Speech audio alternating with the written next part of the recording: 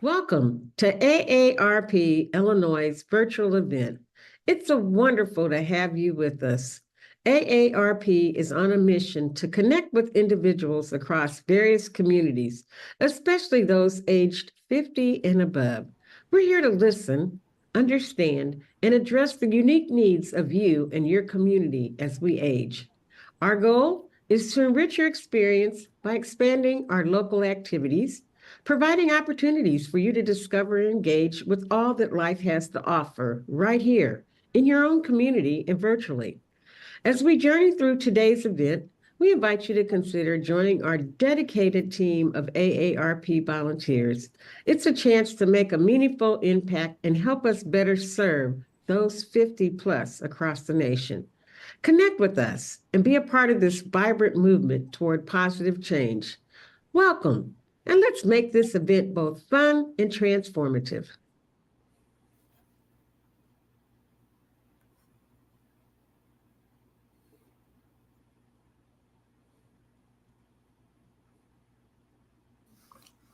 Good afternoon or happy lunch hour for those of you joining us live. Welcome to AARP Illinois and the Chicago Architecture Center, our shared panel here on Lupus Lab, Creating Livable Spaces Downtown. My name is Adam Ballard, and I am an Associate State Director at AARP Illinois here in the Chicago office. And I am joined, as you can see, by three illustrious panelists. I'll introduce them very, very briefly by name, and then you'll hear a lot more from them in the coming minutes. But our guests today are Adam Rubin from the Chicago Architecture Center, Summer Jha with National AARP, and Brad Winnick from Planning Aging here in the Chicago area. We're going to have, I think, exciting and informative presentation today. You're going to hear from each of our three panelists on the topic of creating livable space downtown and how the Lupus Lab exhibit at the Chicago Architecture Center helps promote that idea. And then we will have an opportunity to discuss amongst ourselves and hopefully take questions from you and our audience as well. For those of you watching on Facebook or YouTube, you can go ahead and type those questions directly into the chat as you listen. And when we get to a time to take questions, we will take as many as we can from you directly. Thank you for being here. All right, well, we will go ahead and get started right into the conversation. We are going to start with Adam Rubin from Chicago Architecture Center to give us some background on the exhibit and the concept of Loop as Lab. Adam, you're up. Thank you, Mr. Ballard, and welcome everybody to this program. I'm so glad everybody is interested in this subject. This is a show that we opened back in April, and it's going to be up through January 5th, 2025. So you've still got plenty of time if you're in Chicago or the Chicago area or are passing through town to come and check it out before it closes. This is a show, the full title is Loop as Lab, Reshaping Downtowns. And it came about because we in Chicago, every generation or so, enter into a process of updating our central area plan, which is specifically talking about what traditionally we call the Chicago Loop or the downtown area, which is the borders have changed a little bit over time, but largely that's what we're focusing on in the show. And we're currently in one of the periods where we are about to release a brand new update to the central area plan to address where Chicago is right now and where we are aiming to go to make sure that downtown is more resilient and more livable for everybody who gets to experience it, whether they're a resident or somebody who is just enjoying it for arts and culture, or whether they're working here or whatever it may be. So to tell you a little bit about this show, it exists in what we call our skyscraper gallery, in this beautiful space that overlooks the downtown skyline, and it's always kind of our marquee spot for for our important shows. And because this one is really focusing on downtown Chicago in a way our shows haven't necessarily in a while, this kind of made sense to give it our full big presentation with support from AARP Illinois, which is has been a very generous sponsor in making the show happen and connecting it to the AARP contingency and broadcasting it everywhere else. So a little bit of background for kind of how this show is setting up the conversation. So I mentioned before that Chicago, every generation or so, will enter into this process of central area planning. And this is baked right into the lore about Chicago from very early on, from the Daniel Burnham and Edward Bennett plan of 1909, this famous document with incredible illustrations showing how Chicago could be remade into this model city using references from Europe, but also looking into the future and the progressive era to say that here's how Chicago can grow and truly become one of the world's world-class cities. The next time Chicago enters into one of these plans isn't until 1958 during the Mayor J. Daley administration after World War II, another kind of critical moment for the city, looking at a time that many of the residents were leaving for the suburbs and buying single-family houses, and the city was struggling to make sure it could maintain a tax base and make sure that it could retain businesses that would create headquarters downtown. And so this was a different moment from 1909 that the city had to come together and create a modern plan. This is also the first time that Chicago had a formal planning department, which didn't exist in 1909. And so from that point forward, it's really going to be a mix of professionals as well as politicians and to some degree the general public in creating a model for what they wanted downtown Chicago to become and who it was going to serve. And the city would go through this process several more times, once in the 1970s, again in the 80s, and then again in 2003 and this current moment right now, each time addressing what are the issues that downtown is struggling with at the moment, and how can it solve those problems while also looking to the future to grow it. So what you see on the right side of this image is in the orange what is traditionally the central business district, the Chicago Loop, surrounded by the borders of where Chicago has really grown since that early period where all of downtown was really kind of contained within that, that historic business district. So you see it's actually grown quite a lot, and our definition of what downtown living is has changed in that time.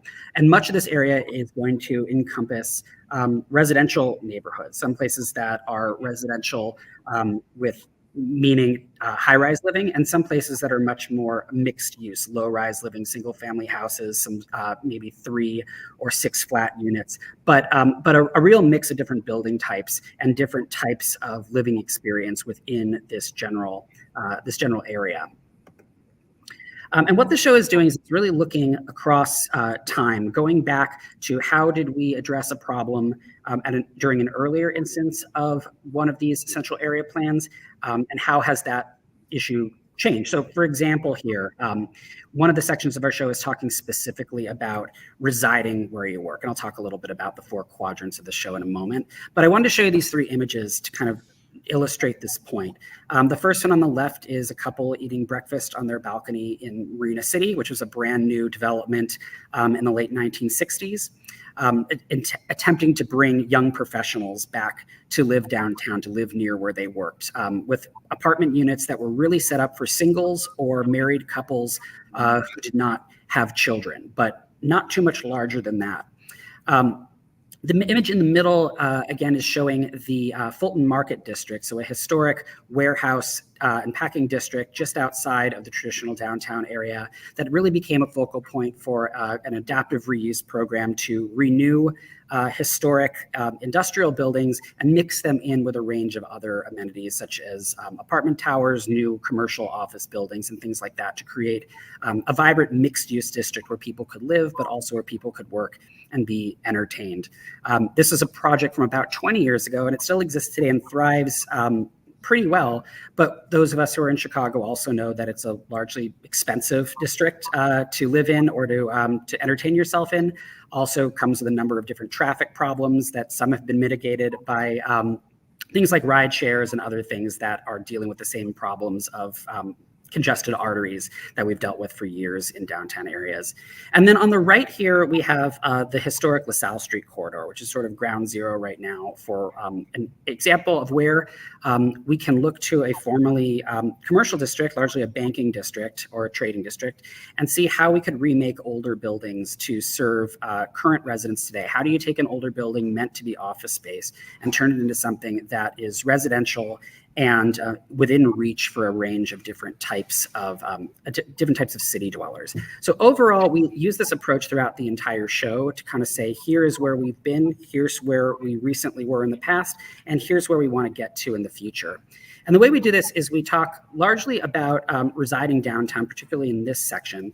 And we created what we call an architectural folly for each of these themes. So our themes are reside where you work, renew aging buildings, rewild open spaces, and reconnect to the places that matter most. And so each of these follies that you see in the exhibit space is going to be the embodiment of one of these ideas. So here in the reside section, what we actually recreated was a stoop or a park bench, realizing that downtown Chicago doesn't have a lot of places to just sit down and watch life go by. It doesn't have that type of brownstone stoop culture that a city like New York might have. So we wanted to kind of simulate that. What does it mean to just sit down and be able to take a load off and think and process and talk to somebody else? And so this folly allows us to do that. It also has a ballot box in it, which I'll show you in the last slide. So I'll save that for a minute. Our section on renew, how do we take aging buildings and give them a new life, either through traditional historic preservation practices or from breaking from the norms of historic preservation practices to make sure that rather than demolishing buildings and releasing all this embodied carbon, we can actually use older structures and give them new lease on life with new materials, new uses and things like that. So this structure is meant to be sort of a skeleton of Chicago's James R. Thompson Center, stripped of its outside materials, which time has shown us to be not conducive to energy efficiency, but it will be reskinned very soon when it becomes a new headquarters for Google.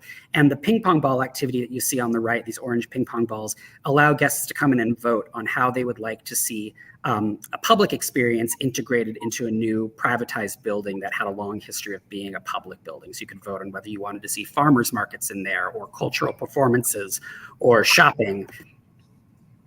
And then a couple more of these follies to show you. The reconnect section is meant to talk about pedestrian and biking experience, but also to talk about connecting back to what makes Chicago, Chicago. Why are we here in the first place? And what you're looking at here is actually a periscope that allows you to look through a set of mirrors and immediately look down from our vantage point at the water on the Chicago River to say there would be no Chicago unless this river flowed through this area. And this is sort of the original artery, the original connector for Chicagoans who lived here a very long time ago and for generations. So by reconnecting to the soil itself helps us have a better understanding of why anybody chooses to live here in the first place and have a better understanding of thinking about how do we get from here to there in an efficient, natural way. And then lastly, the Rewild section here is a section of the Wild Mile, a project that the SOM, Skidmore, Owings, and Merrill architecture firm has been working on to bring people back to the riverbed, to think about what are the natural plants that grow here? How do we re-engage with the earth that we have done such a good job of creating layers and layers of concrete over in cities all over the place, so that we can really enhance quality of life and make sure that people have a sense of place and have the health benefits that come with access to nature. So the last thing I want to show you here before I move it on to the next speaker here is it's important for us to be able to engage the public and collect data in this exhibit. So one of the features we created here was a ballot that folks could pick up in the Reside Folly and answer a simple set of questions about livability downtown. What brings them downtown? What are the features that make them want to live in a downtown or think about what would be the possibility of living downtown if they haven't done it yet. And so what we've been able to do is collect quite a lot of data from guests. At least I think we're probably at about 2,000 or 3,000 answers so far that we're tallying up. I'll give you a little bit of that data towards the end of the talk, but to give people a chance to kind of think about what would bring them downtown. How can we make it more livable? How can we make it more accessible for people at different moments in their lives, whether they are young and just getting started with their first job, or whether they are starting to, enter into an empty nesting period or a place where they want to make sure they have access to all the benefits of a city while aging in place comfortably and with dignity. So that's largely what the show is. Again, I recommend that if you're in the area that you come down to check it out and experience it for yourself and fill out a ballot and grab a ping pong ball and vote with it before the show is closed. But everything else in the talk is going to really be focusing on residing downtown, even though the show kind of shows you how that's one component of a larger program here of thinking about how to make downtown function for everybody. So thank you very much, and I'll pass it along to the next speaker. Thanks, Adam. This is Adam Ballard again. I'm going to go ahead and pass it on to our next speaker. I will just mention very briefly that for AARP members, if you are able to come and see the exhibit before it closes at the end of the year, you'll get a 10% discount on admission to the center as well. So please do come down and visit the exhibit and see the great story that's being told there. So now I'm going to turn it over to Summer Jha. Summer is Government Affairs Director out of our DC headquarters who works on policy related to livable communities. And Summer is going to pick up where Adam left off as far as where AARP's specific policy around housing really intersects with this idea of creating multi-generational housing opportunities and housing opportunities for older adults in former downtown areas that have usually been considered primarily commercial business districts, but are now being seen as, again, more vibrant neighborhoods. So Summer, I'll turn it over to you. Thank you, Adam. And Adam Rubin, thank you so much for setting up this as the context of this presentation. I was just hoping, looking at the pictures, that we would have had, if you would have been in person doing this presentation, it would have been just amazing to be at the center doing it.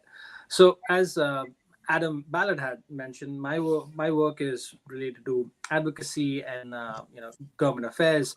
I have the privilege of looking at what's happening around the country in relation to livable communities, specifically on housing issues. So what I'm going to present in next slide, please.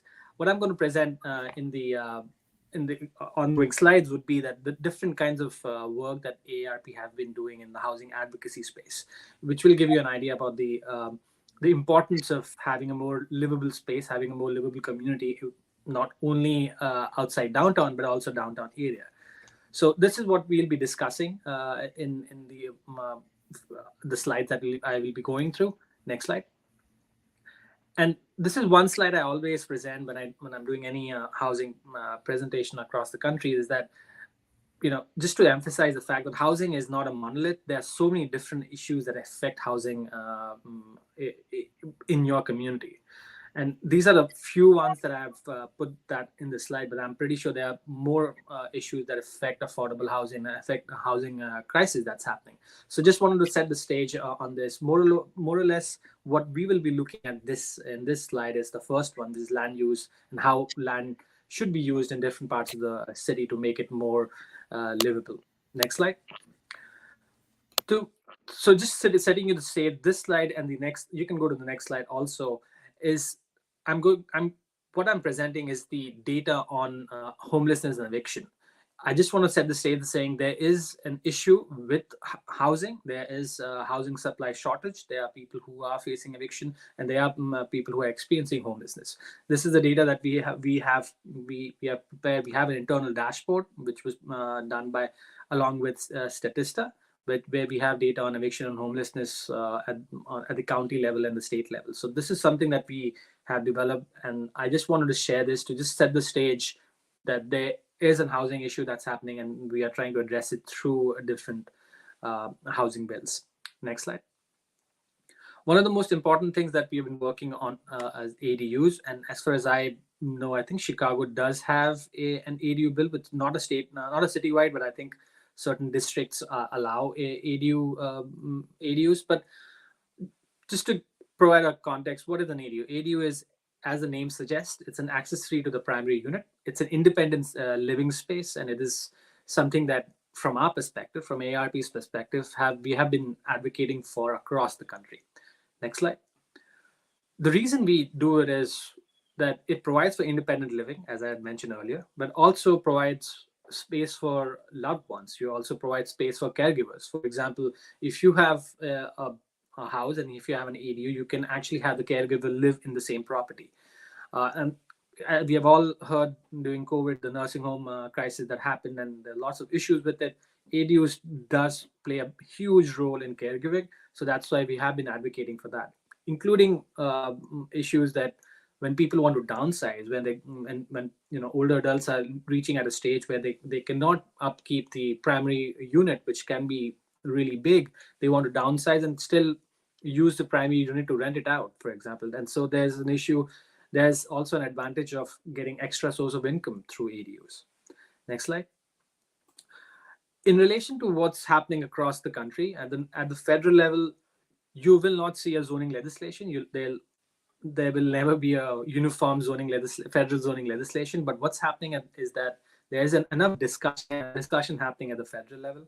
The current administration in DC has come out with White House briefing papers and white paper on ADUs and housing supply. And they have said the ADUs is one of the solutions. I'm not saying the solution, but one of the solutions for increasing housing supply. Next slide. The next slide actually talks about the issues that come up with every time we are negotiating ADU legislation. I will not go into specifics of each of these, but these are basics. Whenever you see a ADU legislation that has been introduced, there will be discussions on these 4 issues, most probably.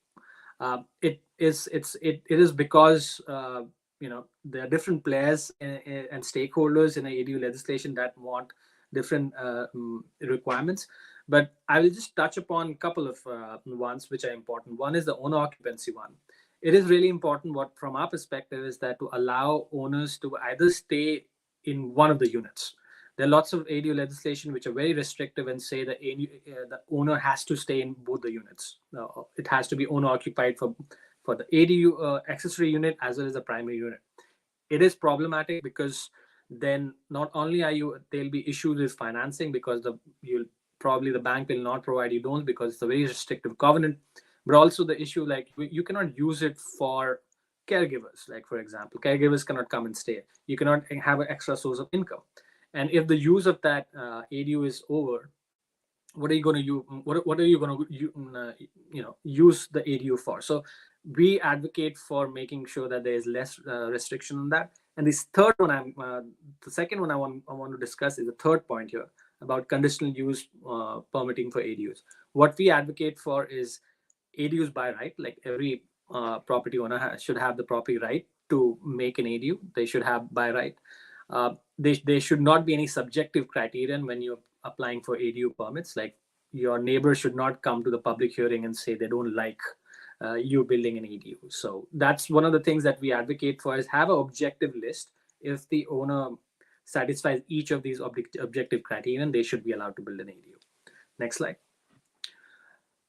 The next 2 slides will just give you an idea of what's happening across the country. These are statewide legislation that have passed in the country, and only this year you have 4 states that have passed ADU legislation, statewide legislation, with varying degrees of restriction or more liberalized. So this slide will give you an idea about that. Next slide, please. But at the local level, there's more traction happening. There's more and more local governments trying to pass ADU legislation because they see it as one of the solutions for creating more housing supply as well as creating more affordable housing for people. So as you can see, there is a lot of traction in terms of at the local level to trying to see what we can do with ADU legislations. The next slide will show you the publications that we have. We have a couple of important ADU publications which relates to the model and state ordinance and literature based on what ADUs are. Next slide, please. Another important aspect of housing work that we do is advocating for middle housing. A lot of people call it missing middle housing. These basically, as the name suggests, a type of housing which is not a single family home and not a skyscraper, something in the middle which includes duplexes, triplexes, fourplexes, so on and so forth. And you can get an idea with the pictures that is there on the slide, and that's what we advocate for. And the reason we do it, next slide, is that it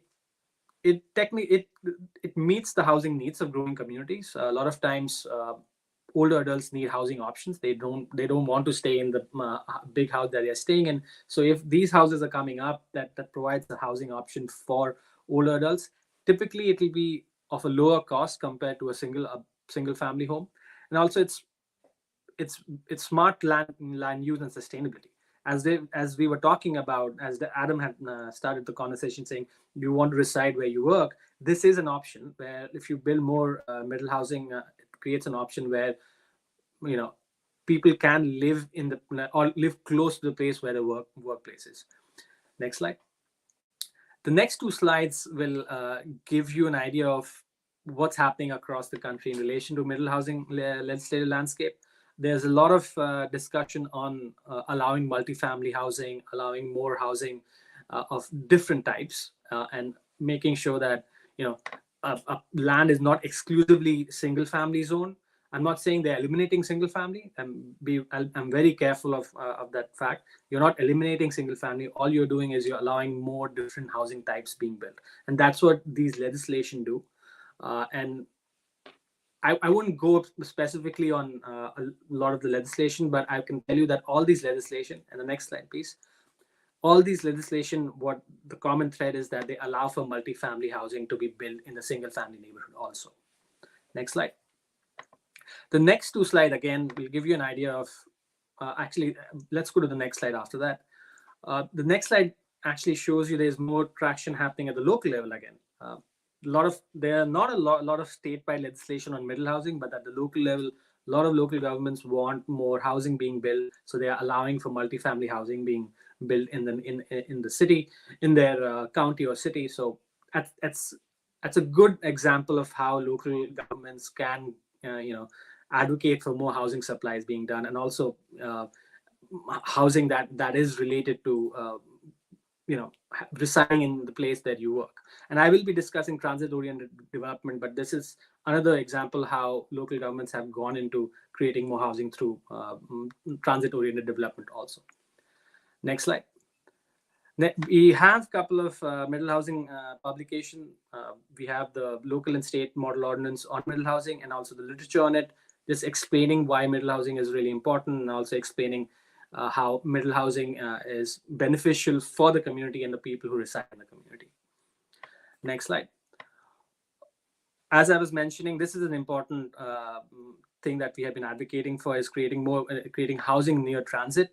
It's called transit-oriented development. It attracts people and adds vibrancy and connectivity to the broader network. As Adam was talking about, it is something that cities like Chicago is trying to do and has done successfully, but it can include more aspects of it. And across the country, we have been trying to advocate for more development around transit, so that people can their mobility is not restricted only through cars. Next slide. The benefits of TODs, again, it increases transit ridership and revenue, also reduces your car dependency. It increases density. I'm not saying increases density by a lot, but it's a more of controlled density increase. And also you leverage public and private infrastructure when it comes to transit-oriented development. Next slide. This slide just gives you an idea of what's happening across the country in relation to TOD legislation. There's a lot of interest in local as well as the state government to allow for more housing being built around transit. Next slide. The next two slides is basically one of the things that we have been advocating from our perspective. We want more units to be designed universally. So the universal design in housing is something that we want people of all ages and abilities to stay in and age in place. And universal design housing is one of the top priorities that we have been trying to work on this year and in the coming years. And we are working on a model universal design ordinance this year, and I'm hoping that we will be able to publish that early next year and be ready for launch. And the next slide is probably the last slide that we have, and just give you an idea of there is traction happening on the statewide level of legislative landscape when it comes to universal design and housing. I'm not saying there's a lot happening, but there is a little bit of interest as of now where state and local government want more housing that is universally designed. And the last slide is, I think I'm done. Thank you so much. Thank you, Somer. This is Adam Ballard again. I'm going to turn it over to our final panelists for our final introductory statement, and then we will open the conversation up. We've already gotten at least one question in chat that we'll get to, and then I also have some questions for the panel that I'll be directing as well. So, but first, we're going to hear from Brad Winnick, Planning and Aging. Brad, you're up. Very good. Hello, everyone. I'm delighted to be here and I've been looking forward to this because this panel really resonates with me both personally and professionally. And those are the two hats that I think I wear on this panel. So briefly, personal introduction. I'm a Chicago guy, but I'm a city planner and architect. Managed a lot of high-profile planning projects, including some in downtown. But over the last decade and a half, I've really pivoted my work to focus on helping municipalities better support aging in community.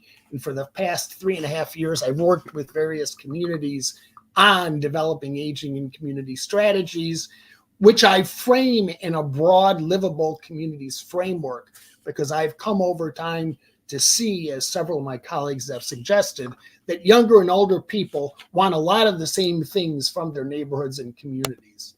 So let's discuss. I managed to jump right past my personal introduction. I'm a lifelong Chicago guy, grew up in Evanston, lived in Oak Park. 12 years ago, my wife and I downsized. Now we live in the South Loop, just south of the orange rectangle that Adam Rubin showed you before. And I'm walking distance from both CAC and the AARP office. I'll tell you more about where I lived before, but I'm in one of those mid-rise 6-story buildings, which very importantly is called home by equally sized groups of young people with strollers and older people with assistive devices. And now I'm going backwards. Okay, so let's discuss my two hats in reverse order. So my professional hat, the goal should be creating livable communities everywhere, including downtown Chicago. So what are, in my mind and in my experience, the key components of livable communities? As Samar said, really talks a real focus on housing, accessible, affordable, and appropriate. Bingo, pretty much end of story. He also touched upon transportation, also, accessible, affordable, and appropriate. Clearly, multimodal transportation. Think of it as a multimodal network of transportation options. But there are more key. But are there more? I would say that diversity, including intergenerational diversity, is a key component of most of what I and others might consider livable communities. Access to goods and services, critical part of our locational decisions and how successfully we feel our communities work for us. And that includes healthcare, food, engagement, etc. Supportive spaces, define them as you wish. Access to information and knowledge, public safety, and I say fun. People want to live someplace that they enjoy. And it's my hypothesis that these components are very similar priorities for people of all ages. There's actually one poll that the American Planning Association did about 10 years ago, comparing locational decision factors between millennials born from 1980 to 1993 and active boomers like myself, born between 49 and 64. And the most important, amongst the most important decision factors were living expenses, almost exactly the same, 83 and 80%. Features such as transit, safe streets, and schools. My hypothesis is that some of my perhaps slightly less broad-thinking active boomer colleagues might not think of schools as important once their own children might be out of schools. We can argue about that later, but I think schools are critical to the community, and shame on all of my active boomer colleagues who don't agree with me there. Health and nature, open space, parks, trails, healthy food options. Again, very, very comparable. You want to live in a walkable community? Millennials and active boomers respond very similarly. But are there not enough non-car alternatives in your area? Again, they respond very similarly. So again, my hypothesis is Let's design livable communities for all ages. So my professional hat, I got to work for the last few years on what we call the Aging in a Changing Region program, that I help municipalities understand that supporting aging in community is part of what makes their town livable overall for all people. And putting that into their mindsets was a critical part of the work.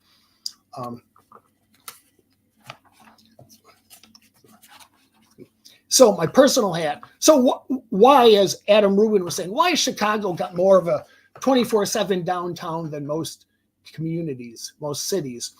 And as he explained, that was not an accident. That was quite intentional. And again, as he explained, every plan focused on livability as a key goal.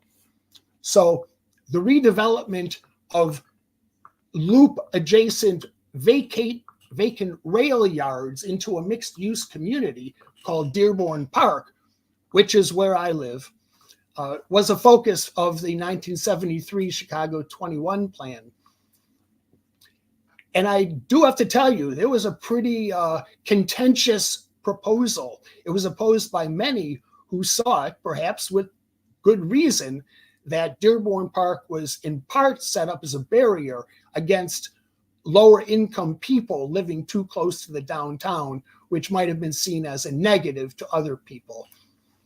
Well, 50 plus years later, Dearborn Park is racially and ethnically, and I would add age-wise, very diverse. However, socioeconomically, not so much, as living downtown is expensive and housing demand is and remains strong. So there's what Dearborn Park used to look like on the left. It was, in fact, a commuter rail yard. Now you'll see on the right what it looks like. And the bright red arrow points out the brick 6-story building where I live. So my personal recommendations for living downtown: continue to focus on livability, strive for all types of diversity, and got to focus even more so on better affordability, which I think will dovetail with the previous two. And that's me. And I look forward to the conversation. Great. Thank you so much, Brad. And thanks again to all three of you for your opening statements there. We're going to spend the last 20 minutes or so here now in conversation amongst ourselves. We have a great question from chat to get us started off. So I'm going to open this up to anyone who wants to speak to it, but I think especially Brad and Summer will have something to say, and Adam, of course, feel free to pipe in as well. But our question from Facebook asks, has regentrification affected the amount of affordable housing? And I think about, to put some context on this, think about developments like Fulton Market and maybe like Dearborn Park was seen, especially like you said, Brad, 50 years ago, and some of the ongoing results. There's still, as we've all said, it's still hard to really get affordable housing in or near downtown. So as we take some of these places and turn them into multi-use residential communities again, are we seeing a marked accelerator on affordability dropping and rents and prices going up, or is there some stability, and what are our hopes for the future on that? Whoever wants to start. I can give a more of a national perspective on this. Across the country, and especially in big cities, yes, there's a lot of displacement happening of long-term residents in a neighborhood being displaced because of new developments coming in, which has resulted in rents and the prices of prices of the properties going up. One of the things that I did not mention in the presentation, that is something that we work on. I did not have time to discuss that, but a lot of times we do not discuss about repair programs and whole home repair programs. And the reason I'm definitely emphasizing on that, and going forward in the future, people are discussing that. There are lawmakers who are discussing that. It is really important, if for the long-term residents who are there in the neighborhood to stay, it is important that there are repair programs provided and funding provided for the repair program so that they can use that money to upkeep their house. Owning a home is one thing. Staying a homeowner is another thing, because as you all know, if you're a homeowner, there's a possibility that you will be spending a lot on the upkeep of homes. And the reason you have new buildings coming up, new properties coming up, is because the old properties are torn down, and they are torn down because they are not, there's no repair happening in those houses. If the repair program was there, and trust me, the residents who have been there, long-term residents who have been there in the neighborhood, they want to stay in the same place that they are at. And Adam, we have had enough surveys in the homeowner community preference survey, and this specifically have mentioned older adults want to stay in the neighborhood or in the community they belong to. Therefore, I think one of the most important things I would say is the repair program, the whole home repair program that you have, that can be instituted at the local and state level, will be really helpful to counter displacement of residents. Thanks, Summer. Brad or Adam, either one of you want to jump in? Adam, I'll defer to you if you wanted to keep the same order going. I'm always happy to jump in on this subject. Along with being a curator of the show and a public engagement person at the Architecture Center, I also have a background in historic preservation. I'm one of the commissioners. I'm the commissioner of Chicago Landmarks. So I always come across this question usually in the context of, well, isn't landmarking a building or a district only going to drive up prices in a neighborhood, make a neighborhood less accessible, less affordable to people? And of course, the answer here is really, it's not quite so simple as that. You want to live in a place that has life, that has culture, that has history, all these things. It's what makes a place popular and attractive to people. What's going to make a place less attractive, at least to a large part of the population, is simply to raise it and build something brand new that is only marketed and in reach within one particular segment of the population. Tends to be the wealthier segment of the population. So what I think here, what Samara is getting at is that what you really are looking for is a mix. You're looking to make sure that a place is bringing in new people, that you're building a tax base, that you're making sure that the city has, the health and vibrancy coming in from people spending money there to be able to thrive. But you also want to make sure that it remains in reach for people who've been there for a long time, or people who just are not earning a salary at an incredibly high level, or living off of, accumulated wealth over time or over generations. So I think that a program like what Summer is talking about, to ensure that people can repair the homes that they're already in, that people, if they happen to live in a building that is in a landmark district or something similar, they know how to access the places to be able to maintain their houses, or work within a network that if they have to maintain a certain elements of their property, that they're able to do so and have the information. That's going to only make a neighborhood more diverse and attractive over time. So it's always going to be a mix. And yes, gentrification is always going to be something that is we're going to have to contend with. But it's also not to say that that's going to be the death of every American city. That it's a range of different issues. Yeah. So I've had the luxury of working with municipalities throughout the region, socioeconomically diverse, typology diverse, socioeconomic, every type of diversity, geographic, and in every municipality, there's concern about affordability in every municipality, and it's all kind of tailored to their own circumstances. I think Samar's given us a really good toolkit of potential resources, and many of those are some of the strategies that I have suggested to these municipalities. In this conversation, however, I think we need to be kind of precise and recognize that most of the tools in the toolkit primarily are for lower density applications.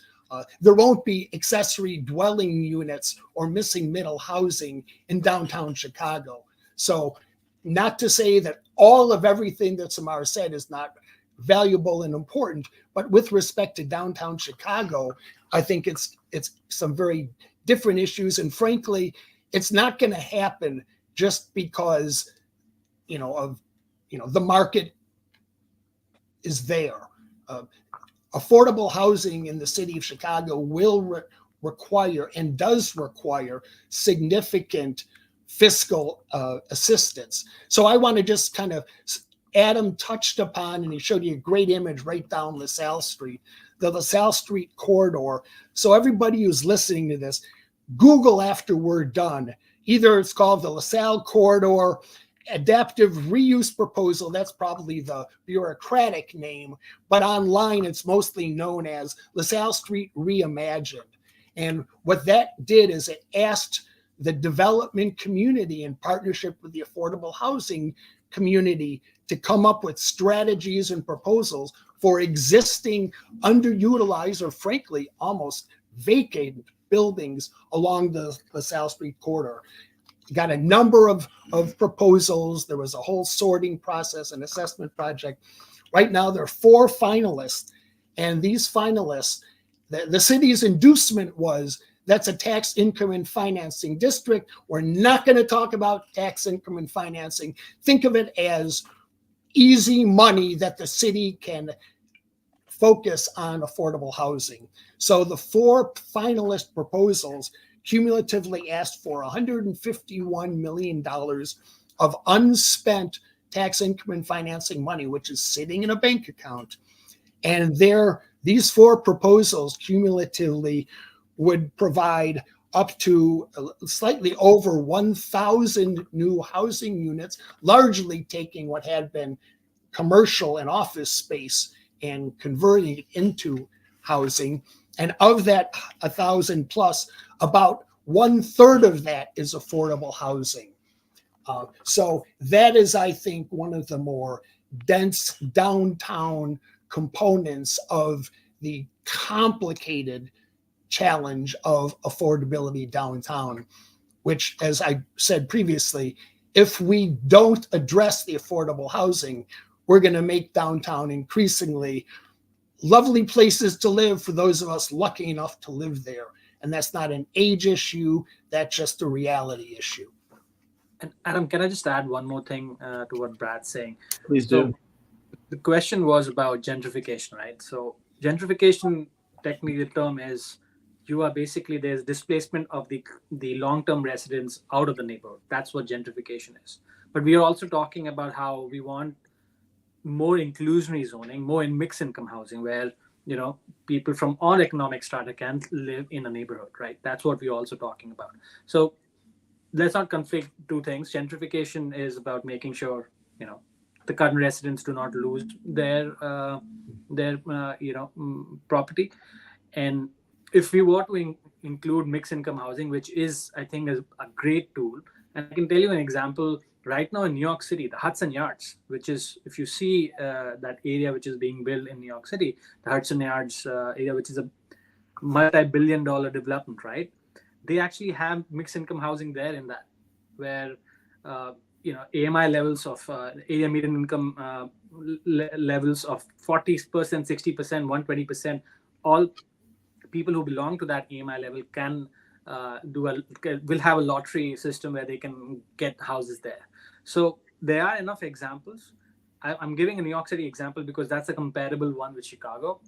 At least in this country, that's the most comparable one I can give. And if you can have mixed income housing in your Hudson Yards, I'm pretty sure Chicago can also have similar sort of a setup happening too. So just an example there. Thank you, Summer. That's a great point. We've got more questions in chat, which is great, which means I don't have to go to mine because folks in the audience always have better ideas than me. One is I'm actually going to take myself, because if I don't, I think we could spend the rest of the time just talking about this. There's a question from Facebook: what is considered affordable housing? I didn't mention in my introduction, before I came to AARP, I've spent most of my professional career before this in the affordable housing space specifically. And with the understanding that we could have a whole other hour conversation just to answer this question, I'm going to give the very, very brief answer, which is, according to HUD, the Department of Housing and Urban Development, housing is affordable if it takes up 30% or less of your income, regardless of what your income is. So obviously that means there's a whole lot of complicated programs and approaches to get to that point. But housing is only really considered affordable, at least by the federal government, if it's at the point where the person is spending 30% or less of their income on the housing cost. I'm going to move on to this next question and bring in the panel again. This dovetails nicely with one of the questions I was going to ask anyway. But again, opening up to the panel, how can local communities, and I would add individual folks, AARP members or not, be more involved directly in the planning and development process of our downtown areas? And Brad, I'm going to ask you to start and talk more about. I was going to say this one's right up my alley. Yep, right. I was planning to speak. Soft pitch right down the middle of the plate. There you go. I would say that the key to it is tying livability, and in that I'm including aging in community as a component of community livability into all the civic conversations, planning conversations and other conversations, and advocate. Advocacy is, very little will be done because people are being polite and sitting down waiting for it to happen. So you've got to be advocating for all these elements. So, and advocacy happens on lots of different levels, on potential plans, projects, proposals, etc. At the state level, the state of Illinois level, there is a recently signed executive order requiring, for the first time ever, a new multi-sector plan for aging. The details are still being figured out, and it's going to be a several-year plan, but learn about it, get involved, and advocate. That's at the state level. At the regional level, there's other things going on, and I'll just focus on one. There is a proposal for something, and it's hearings are going on throughout the state for the Metropolitan Mobility Act, which came out of a requirement by the state legislature to really look at the various transit and transportation providers and figure out, can we do it better? We've got a very disjointed system regionally. So learn about and advocate on that, not just as it impacts your community, but how it makes us a more livable region. And at the community level, I already spoke to, the case in point I was going to talk about for Chicago being the LaSalle State Reimagined. But at communities throughout the region, anytime there's a new plan being discussed or an updated plan, make sure that the voices of community livability and aging in community are at the table. Don't be polite and wait for the plan to be underway and say, when do we get our chance to talk about the important issues? And by the way, that's other issues too. The voices of preservation, the voices of affordable housing. Make sure you're at the table. If you're not at the table, you're going to have much less chance to impact what comes out of the conversations at the table. And I'll get off my soapbox and let my colleagues have a shot.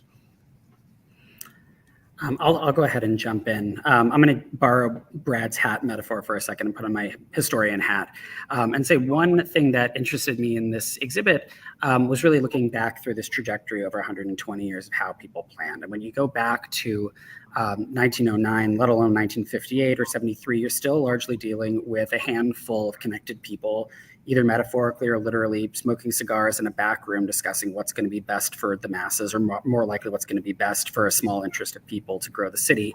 And that's not where we are now. We haven't perfected it by any means, but we have gotten to a place where there are more public meetings. There's more of a reliance on public data and building constituencies to bring people to the table. Again, it's not perfect and you have to show up for it to really work, but there's more avenues and more of a practice of doing it. And there's actually one image I'm going to try to throw up here because I mentioned that we had collected some data from, hang on one second, let me get this here. We collected some data from people who've come to view our exhibit.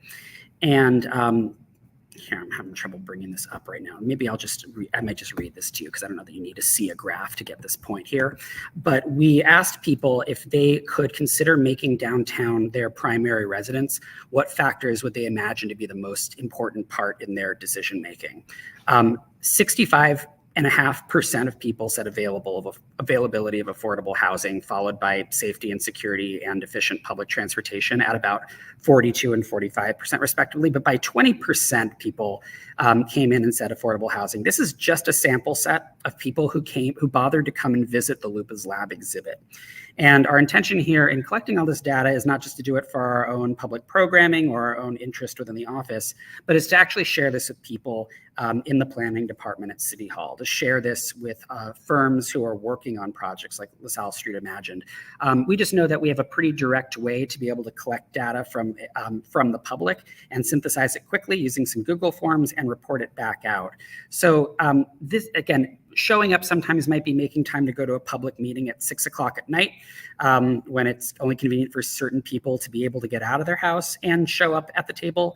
But also there's a number of different ways to be able to get your voice heard. So we're glad to be participating in that, but it's but that, I think what Brad said is really critical. If you're not saying this is something I need and this is something my community needs, then it's very easy for the ship to just go on without you. And I can add one more thing to that. You know, when it comes to advocating for housing issues, you know, I do it. It's my job, right? I do it for that. But there's nothing more stronger and nothing more influential than lived experiences. And Brad does that on it, saying if you don't now, wait for your turn in terms of, going there and advocating for it, you have lived experiences. And the reason why we have a strong volunteer base in AARP, and Adam can speak to that, is because, our volunteers are the most important asset that we have, because they are the ones who go to city halls, go to the state legislature and in DC to advocate on, on behalf of older adults, because they have the lived experiences. So it is really important that you show up on that front. And especially in housing now, in this day and age, housing has become a bipartisan issue now. And according to Pew, there's an article that they came out with, and it specifically stated that housing is not a red or blue or a purple issue. It's just like across the board, across the country, housing has become one of the most important issues that is being discussed by both sides of the aisle. So it has become that issue of importance which is on the ballot now. So, you are the ones who are going to vote also in the elections. So definitely register to vote. If you haven't, please do that. And also just to, feel your presence felt and have these housing issues on the ballot, which is really important. So those are the ways you can also participate in the democratic process. Yeah. Great, thank you. So we are about to wrap up here. I do want to ask my last question, but I'm going to ask for a 30-second, really brief response from each of you. And if the answer is I've covered everything, that's fine. But is there any final piece of wisdom or what's the one takeaway that you want people to really walk away from our conversation together? Something that you either didn't get to say or something that you want to reemphasize. And we'll go Adam, Brad, then Summer. Adam, you're up first. Oh man, it could be a number of things, but in 30 seconds, I guess keeping the historian perspective here, I'd say that it's a cycle. The issues that we dealt with in the past, oftentimes are the issues we're dealing with now. They just present themselves in different ways. So it's being curious to go and investigate the way that we have addressed issues of livability in the past, whether that's access to the environment, whether that's creating a range of different housing types in areas that people can get to work and live with dignity.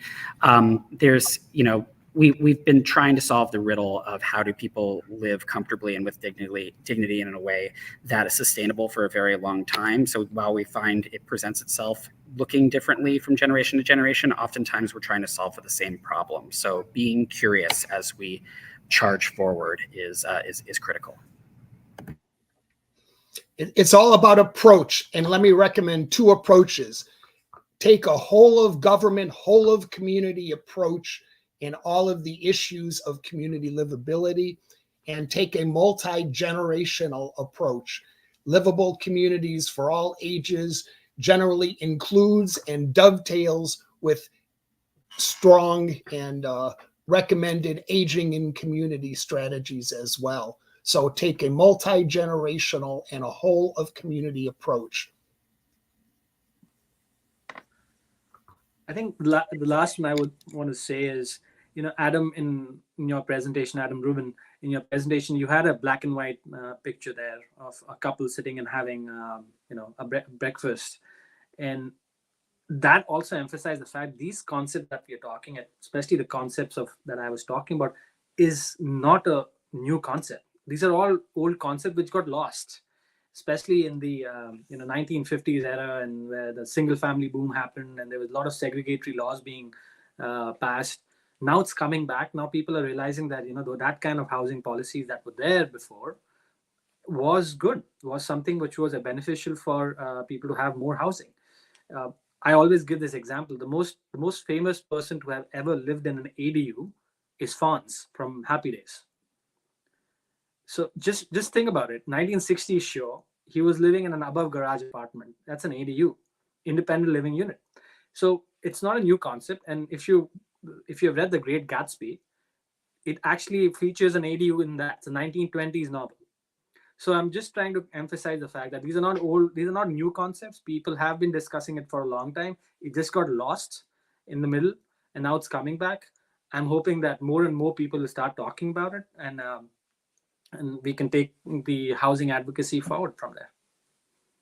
Great. Thank you, Summer. And again, thanks to Brad and Adam, all of you. I will address the one last question we had in chat very, very briefly. Some folks in chat asked for links to some of the resources we've talked about. I believe by now our emails will have dropped in your chat, whether you're watching on Facebook or YouTube. So please feel free to email me directly or Brad or Adam. But we will get you, if you email us directly and ask for the resources that were referred to during this conversation, we will work together to get those to you directly. So again, I want to thank our panel here. I want to thank each of you at home who have been watching us. And that concludes our program. Thank you very much. Thank you. Thank you. Goodbye. Thank you, everyone.